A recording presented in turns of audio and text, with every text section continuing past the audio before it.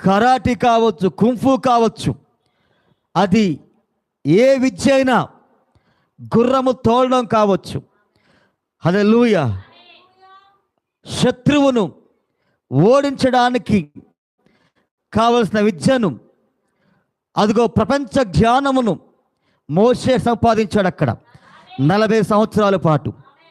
ఇప్పుడు ఆ విద్యతోటి ఇజ్రాయేలు ప్రజలను మోషే విడిపిస్తా కలలేదు. ఆమేన్.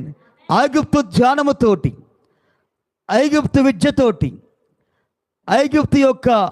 ఐగుప్తులో సంపాదించిన ఆ జ్ఞానముతోనూ ఆ విద్యతోనూ అతని సొంత జ్ఞానముతో దేవుని ప్రజలను విడిపించడానికి మోషే వెళ్ళలేదు. వెళ్ళినప్పుడు ఏమైందంటే అక్కడ సమాధి కార్యక్రమం జరిగింది. అక్కడ ఒక ఐగుప్తుని చంపి ఇసుకలో పాతి పెట్టాడు. తన జ్ఞానముతో మోషే వెళ్ళినప్పుడు వచ్చిన పరిచర్య ఫలితం ఏంటంటే మరణం, ఒక వ్యక్తి చనిపోవుట. హల్లెలూయా.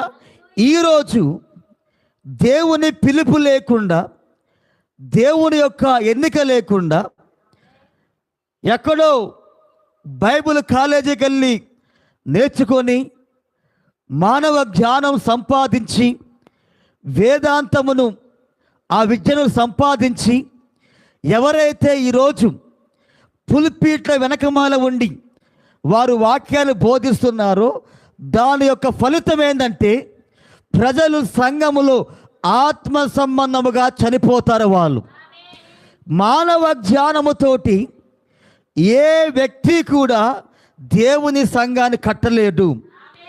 మానవ జ్ఞానముతో నువ్వు